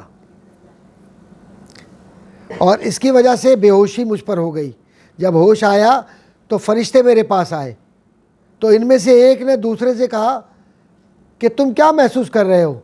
اس فرشتے نے کہا کہ تسبیح و تکبیر اور مسجد کی طرف جانا اور قرآن پڑھنا ہی اس کی کامیابی کی دلیل ہے۔ اب اللہ کے ذکر کی برکت دیکھو، یہ ہم اس کو ضرور غور سے سمجھیں۔ حضرت داؤد بن ہند سخت بیمار ہو گئے، انہوں نے دیکھا، اچھا یہ کوئی معمولی لوگ نہیں جن کے نام سن رہے ہیں آپ، یہ کوئی معمولی لوگ نہیں، بڑے بڑے اللہ والے لوگ ہیں جن کا نام یہاں پر آ رہا ہے۔ ان کو وہی پہچانتے ہیں جو کتابیں پڑھتے ہیں، جو اولیاء کی صحبت میں رہتے ہیں۔ ابھی ابو بکر صدیق رضی اللہ تعالیٰ عنہ کا میں نے حوالہ دیا، خلفاء راشدین میں پہلے خلیفہ ہیں، کوئی معمولی شخصیت ہے، تو ان کے کہے ہوئی چیزیں جو آ رہی ہیں ہمارے سامنے۔ حضرت داؤد بن ہند سخت بیمار ہو گئے تو انہوں نے دیکھا کہ ایک بڑے سر والا، چوڑے کندھے والا، جیسے کوئی ایک بہت مضبوط قوم کا فرد آ رہا ہو، تو میں نے اس کو دیکھ کر پڑھا انا للہ و انا الیہ راجعون۔ تو اس نے کہا کہ کیا مجھے مارنا چاہتے ہو؟ کیا میں نے کفر کیا ہے؟ کیونکہ میں نے سنا ہے کہ کافر کی روح ایک کالے رنگ کا فرشتہ نکالتا ہے۔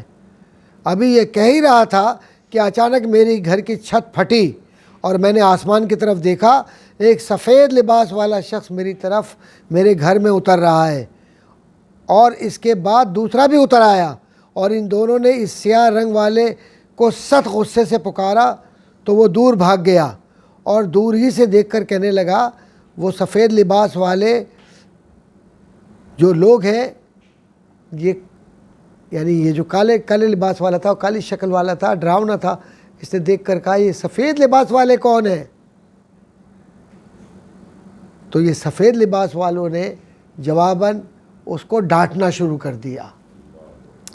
تو وہ سفید لباس والے ایک سر کی طرف اور دوسرا پاؤں کی طرف میرے بیٹھ گیا. تو سر کی جانب والے نے پاؤں کی طرف والے سے کہا کہ اس کی انگلیاں چھو کر دیکھو، انگلیاں چھو کر دیکھو. اس نے میری انگلیاں چھوئی اور کہا کہ یہ شخص تو ان کے ذریعے نماز کی کثرت کے لیے جاتا تھا. ان انگلیوں یعنی پیر کی انگلیوں سے چل کر جانا، تو نماز کی کثرت کے لیے جاتا تھا. پھر پاؤں والے نے سر والے سے کہا جو سر کی طرف بیٹھا ہوا ہے کہ تم اس کو چھو کر دیکھو. اس نے سر کو چھو کر اور چہرے کو چھو کر دیکھا تو یہ کہا کہ اس کا سر اور اس کا چہرہ رب کے ذکر سے تر ہے، خوشبودار ہے. ابن ابی دنیا کتاب من عاش بعد الموت، جس نے موت کے بعد آسانیاں حاصل کی، خوشیاں حاصل کی. ابن قلابہ رحمۃ اللہ تعالیٰ علیہ سے کہتے ہیں کہ میرا ایک بھتیجا تھا، وہ گناہ کرنے میں مصروف رہتا تھا. جب اس کی موت کا وقت قریب آ گیا تو اس کے پاس 2 سفید رنگ کے پرندے آئے. دیکھیے کبھی فرشتے آتے ہیں، کبھی پرندہ آتا ہے، کبھی انسان کی صورت میں، تو فرشتے رنگ بدلتے ہیں. اب اس پر جو مسئلہ نکلتا ہے ابھی میں اس پر بات نہیں کروں گا، وہ تفصیلی ہو جائے گی. تو بس اتنا سمجھ لیں کہ فرشتے میں طاقت ہے کہ وہ ہر رنگ بدلتا ہے. کبھی پرندہ بن رہا ہے، کبھی انسان بن رہا ہے. اور دوسرا جو کالے رنگ کا آ رہا ہے وہ بھی فرشتہ ہی ہے، رنگ بدل کے آ رہا ہے. تو 2 سفید رنگ کے پرندے آئے جو کہ گدھ کی طرح تھے، گدھ، اور گھر کے روشن دان میں بیٹھ گئے. روشن دان پرانے زمانے میں بھی ان کو کیا پتہ بچوں کو روشن دان، اب میں سمجھاؤں آدھے گھنٹے تک. روشن دان وہ چھت ہوتی ہے نا، چھت، بس یہ سمجھو چھت کے اندر ایک ونڈو لگا دیتے ہیں، لیکن ایسے ونڈو اٹھی ہوئی ہوتی ہے، اس سے ہوا اندر آتی ہے. اس کو روشن دان کہتے ہیں، روشنی بھی آتی ہے اس لیے روشن دان. بیٹھ گئے اس کے اندر. ایک پرندے نے دوسرے سے کہا کہ اتر کر دیکھو. اس نے اپنی چونچ مردے کے پیٹ میں داخل کر دی. ایسے پیٹ کے اندر جو مردہ مرا ہوا ہے اس کے پیٹ میں اپنی چونچ یوں کر کے سیدھے اندر ڈال دی. ابو قلابہ کہتے ہیں کہ یہ سب کچھ میں اپنی آنکھوں سے دیکھ رہا تھا. ابھی وہ یعنی ان کے نزدیک مردہ ہی ہے وہ، کیونکہ لسٹ کے اندر مردہ ہے وہ، چاہے وہ زندہ ہو. لوگ سمجھ رہے زندہ ہے، وہ مردہ ہی ہے ان کی لسٹ میں. تو وہ مردہ ہی ٹریٹ کر کے پیٹ میں ڈال رہے ہیں چونچ. یہ سب کچھ میں دیکھ رہا تھا اپنی آنکھوں سے. پھر اس نے کہا اللہ اکبر، اے میرے ساتھی نیچے اتر آؤ، کیونکہ اس کے پیٹ میں تسبیح دیکھی ہے میں نے. یہ تو تسبیح کرتا تھا، کہتا ہے اللہ اللہ اللہ کہتے ہیں نا. تو اس کا زور کہاں پر آتا ہے وسیم بھائی؟ کہاں پر آتا ہے اس کا؟ پیٹ پہ آتا ہے نا. اب جب آپ کہتے ہیں، آپ نے کہا اللہ اکبر لا الہ الا اللہ واللہ اکبر وللہ الحمد، تسبیح کر رہے ہیں نا. کہاں کر رہے ہیں؟ کعبے میں. زور کہاں آ رہا ہے؟ پیٹ پر. گھر میں کہہ رہے ہیں اللہ لا الہ الا ہو، اللہ کا نام لے رہے ہیں، اسماء الحسنی پڑھ رہے ہیں. تو زور کہاں آ رہا ہے؟ پیٹ پر آ رہا ہے. تو کہا اس کے پیٹ میں تو تسبیح ہے بھائی، اس سے تو اتنا عبادت کی ہے کہ اس کے پیٹ کے اندر اللہ کا کلام، اللہ کا ذکر بھرا ہوا ہے. ہاں، تو کہا یہ گیا کہ اس کے پیٹ میں تسبیح دیکھی ہے. اور یہ تسبیح جو اس نے ذکر کیا تھا، تسبیح سے مراد ذکر ہے، جو اس نے ذکر کیا تھا، یہ تو اس نے فلاں مقام پر فلاں دیوار پر بیٹھ کے کیا تھا. یہ جملہ ہے، فلاں دیوار فلاں مقام پر بیٹھ کے کیا تھا. پرندے نے یہ سن کر ایک سفید کپڑا نکالا اور اس کی روح کو لپیٹ لیا. پھر دونوں پرندوں نے کہا اے ابو قلابہ، اپنے بھتیجے کو دفن کر دو کیونکہ یہ جنتی ہے. حالانکہ دیکھو اس نے کیا کیا عمل کیا ہوا تھا. لکھا ہوا نا کہ میرا ایک بھتیجا تھا، وہ گناہ میں مصروف رہتا تھا، اس کی موت کا وقت قریب آیا تو اس کے پاس 2 فرشتے آئے. تو گناہ گار تھا وہ، ہم بھی گناہ گار ہیں. اپنے بھتیجے کو دفن کر دو کیونکہ یہ جنتی ہے۔ ابو قلابہ نے تمام واقعہ لوگوں سے بیان کیا۔ راوی کہتے ہیں کہ پھر اس شخص کے جنازے میں اس قدر دنیا کا ہجوم تھا کہ میں نے اپنی زندگی میں ایسا جنازہ نہیں دیکھا، اور یہ ہجوم حضرت ابو قلابہ کے واقعہ بیان کرنے پر ہوا، کیونکہ حضرت ابو قلابہ نے لوگوں میں یہ جب واقعہ بیان کیا تو وہ معتبر تھے اور ان کو متقی کہا جاتا ہے، تو وہ جھوٹ نہیں بولتے، اس لیے لوگوں نے ان کی بات پر اعتماد کر کے اتنے لوگ شامل ہو گئے۔ اور ویسے بھی وہ ہے کہ جب 40 لوگ جمع ہو جائیں تو پھر وہ جنتی فرد آسمانوں کی طرف جاتا ہے۔ آئیے ایک بڑے کام کی بات بتا دوں۔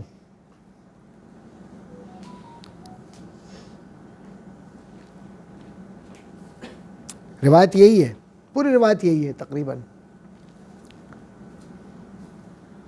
جو تسبیح کی تھی اس تسبیح میں اللہ کے اسماء حسنہ تھے جو آپ ذکر میں پڑھتے ہیں، اور اللہ اکبر، اللہ لا الہ الا ہو، آپ یہ یعنی اللہ کا اقرار اور بقیہ کا انکار کرتے ہیں سب کا، تو وہ پڑھی تھی انہوں نے۔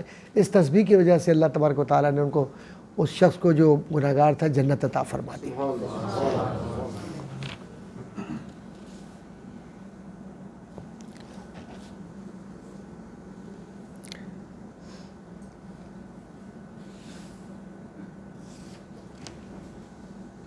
حضرت سیدنا عمر ابن خطاب رضی اللہ تعالیٰ عنہ نے فرمایا، مرنے والوں کے پاس بیٹھ کر ان کو اللہ تعالیٰ کی یاد دلاؤ۔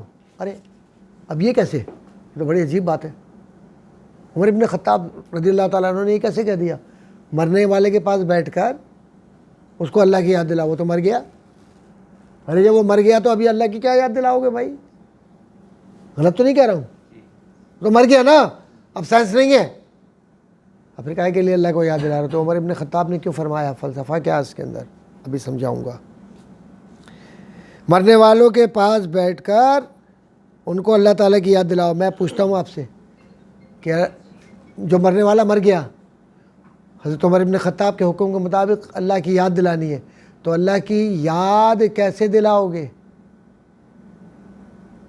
کیسے دلاؤ گے؟ قرآن پڑھ کر۔ اللہ کی یاد دلاؤ گے کیسے؟ کلمہ طیبہ پڑھ کر۔ اللہ کی یاد دلاؤ گے تسبیح و تحلیل کر کے، یہی ہوگا نا بھائی، ذکر کر کے۔ تو اس کا مطلب یہ ہوا کہ ہمیں اپنے مردوں کے قریب بیٹھ کر قرآن پڑھنا عمر ابن خطاب کی سنت ہے، جو انہوں نے حضور اکرم صلی اللہ علیہ وآلہ وسلم سے سیکھی ہے۔ تو نہ یہ کوئی بدعت ہے، نہ کوئی گناہ ہے، نہ کوئی شرک ہے، کیونکہ میرے عمر رضی اللہ تعالیٰ عنہ نے کیا تو ہم تو ان کو فالو کرتے ہیں۔ عمر ابن خطاب کے غلاموں میں ہم۔ اب حضرت عمر فرماتے ہیں، جملہ سن لیجئے پورا، اب پورا جملہ سن لیجئے۔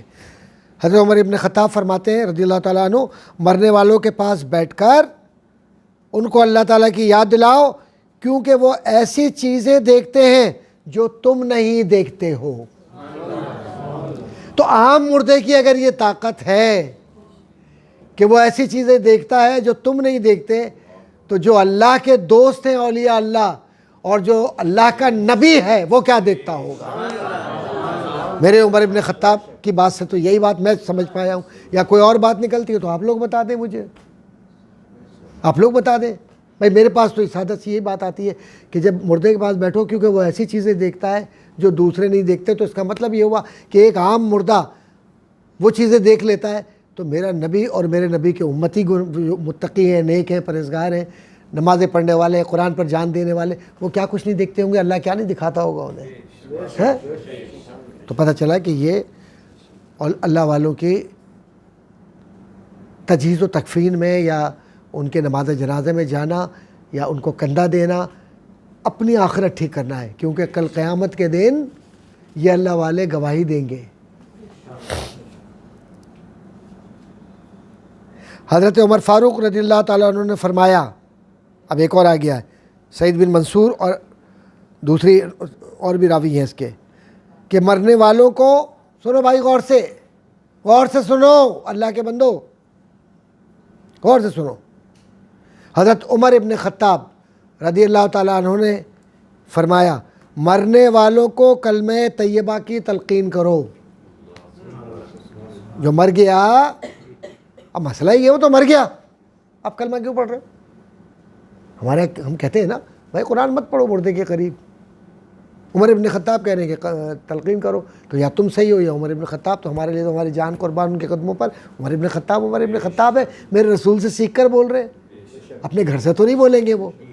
نہ ہی وہ نعوذ باللہ من ذالک کوئی بدعت کر سکتے ہیں، نہ کوئی شرک کر سکتے ہیں. ان کا تو کہا ہوا، حضور کا کہا ہوا ہے. ہمارا ایمان ہے خلفاء راشدین پر، ابوبکر صدیق ہو، عمر ابن خطاب ہو، عثمان غنی ہو، حضرت علی ہو، ہمارے سر کا تاج ہے خلفاء راشدین. ان کا کہا ہوا ہمارے ایمان کا حصہ ہے.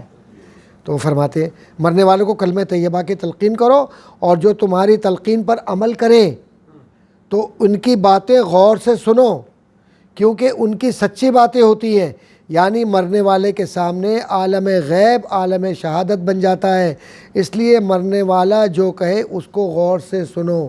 یعنی خواب میں اگر آ کر کوئی اللہ کی بات کرے، یا یہ بتلائے کہ مجھ پر عذاب ہو رہا ہے یا مجھ پر ثواب ہو رہا ہے، یا میں نے فلاں کو فلاں چیز نیکی کے لیے دی تھی، اللہ نے مجھے اس کے عوض یہ دے دیا، تو پھر اب تم سمجھ لینا کہ وہ شخص آپ کو جنت کا راستہ دکھلا رہا ہے.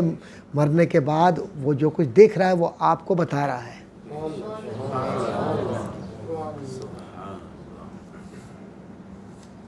حضرت ابو موسیٰ اشعری رضی اللہ تعالیٰ عنہ صحابی، ہم سنا ہوگا سب نے، ابن ماجہ کی روایت ہے. وہ فرماتے ہیں کہ میں نے نبی اکرم صلی اللہ علیہ وآلہ وسلم سے عرض کیا، یا رسول اللہ صلی اللہ علیہ وسلم، کیا مرنے والا شخص، یہ فرمائیے کہ کب انسانوں کو پہچاننا ختم کر دیتا ہے؟ یعنی جو مر گیا پھر ایسا کب ہوتا ہے کہ جب وہ انسانوں کو بالکل نہ پہچانے کہ یہ میری بیٹی ہے، یہ میرا بیٹا ہے، یہ میری بیوی ہے، یہ میرا بھائی ہے، یہ فلاں ہے، یہ فلاں ہے؟ تو آپ صلی اللہ علیہ وآلہ وسلم نے فرمایا جب دیکھ لیتا ہے. اور قرطبی کہتے ہیں کہ یعنی جب ملک الموت اور دوسرے فرشتے جب اس کو دیکھ لیتے ہیں تو وہ بھی ملک الموت کو دیکھ لیتا ہے، تو سب کچھ پہچان لیتا ہے. پتہ چلا کہ مرنے والے کو اللہ تعالیٰ پہچان دے دیتا ہے. لیکن جب مرنے والا مر رہا ہوتا ہے تو اس کی ہر پہچان ختم ہو جاتی ہے. پہچان قرآن سے رہتی ہے، اللہ سے رہتی ہے، اگر وہ ایمان والا ہے ایسی محفلوں میں بیٹھتا ہے، نیکی یہ کام کرتا ہے. اور پہچان اللہ کی ذات اور اس کی محبت کی رہتی ہے. یہی کام آتی ہے اور کوئی کام نہیں آتی.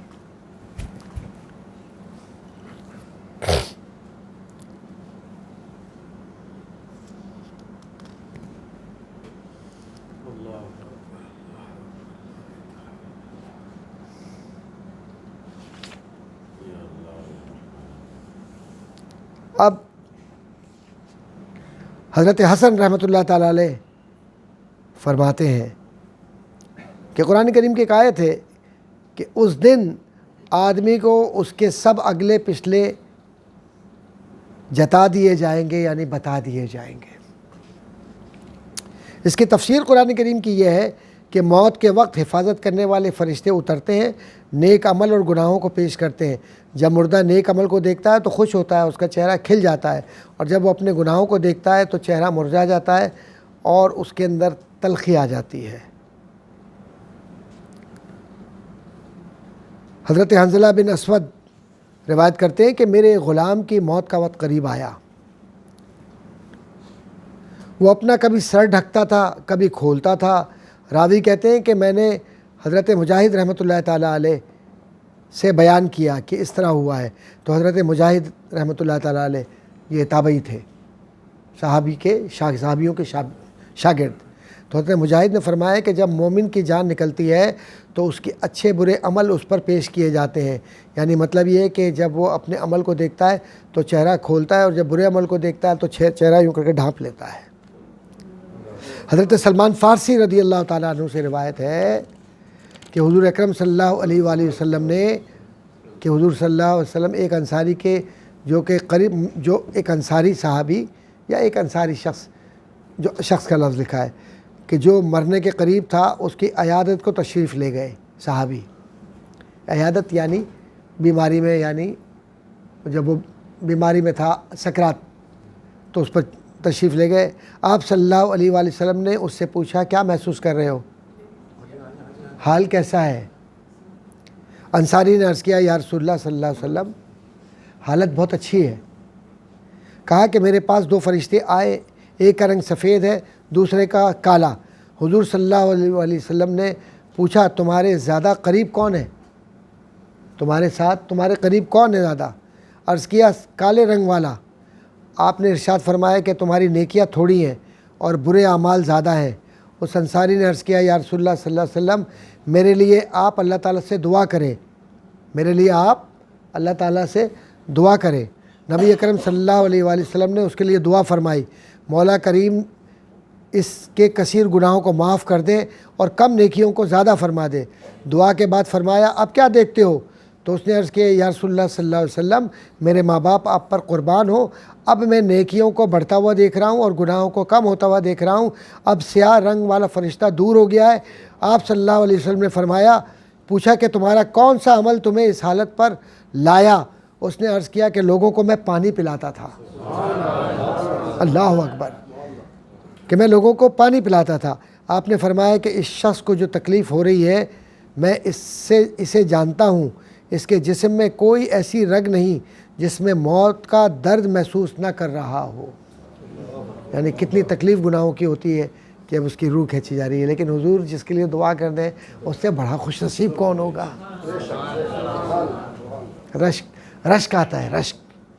ایسی موت پر بھی رشک آتا ہے کہ جس میں حضور ہو سامنے. فرشتے کی کیا ہمت ہے کہ حضور کی موجودگی میں ان کے امتی کو کہیں جہنم چل. ہو سکتا ہے کبھی؟ جو وہاں جہنم سے نکالتے ہیں وہ یہاں بھی دعا سے نکالتے ہیں.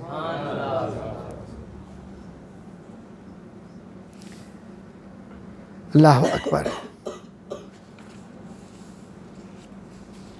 اللہ تبارک و تعالی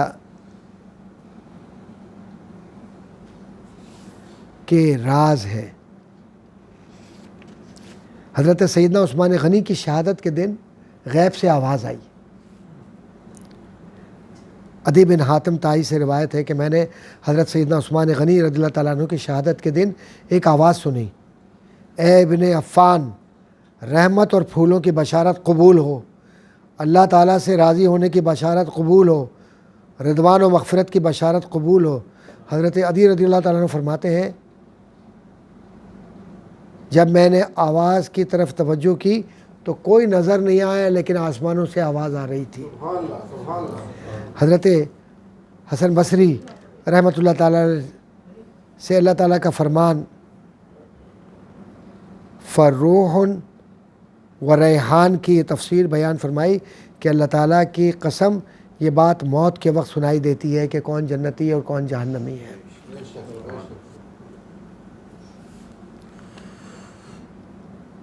اور بس یہ بات ہم یاد رکھیں کہ اللہ کے نبی صلی اللہ علیہ وآلہ وسلم نے یہ سارے راز ایک ہی مقصد کے لیے بیان فرمائے ہیں، اور وہ مقصد یہ ہے کہ ہم نیکی کی طرف چلیں، دین پر عمل کریں، کسی کا حق نہ کھائیں، شریعت پر عمل کریں، اور اپنے آپ کو نیک پارسا اللہ والا نہ سمجھیں، گناہ گار سمجھیں. ہمیشہ اکاؤنٹیبل ہوں اپنی خرابیوں گناہوں کا. روزانہ رات کو 15 منٹ 10 منٹ دے کر انالیسس کریں کہ ہم کون ہیں، ہم نے کیا کیا.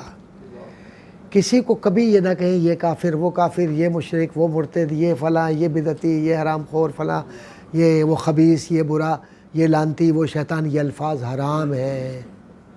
امت مسلمہ کے لیے یہ الفاظ حرام ہیں. قیامت کے دن پوچھا جائے گا کہ کسی کو اگر تم کسی برے لقب سے یاد کر رہے ہو اور اگر وہ خرابی اس میں نہیں تھی تو قیامت کے دن پھر اللہ جب پوچھے گا جواب کیا دو گے؟ پھر جواب تو نہیں ہوگا. تو جب جواب نہیں ہوگا تو پھر جواب کیا ہوگا؟ جواب یہ ہوگا لے جاؤ اس کو جہنم میں، اس نے ایک ایمان والے پر تہمت لگائی ہے. تو اس لیے آپ بھائی آپ بیٹھ جائیے، تشریف رکھیں۔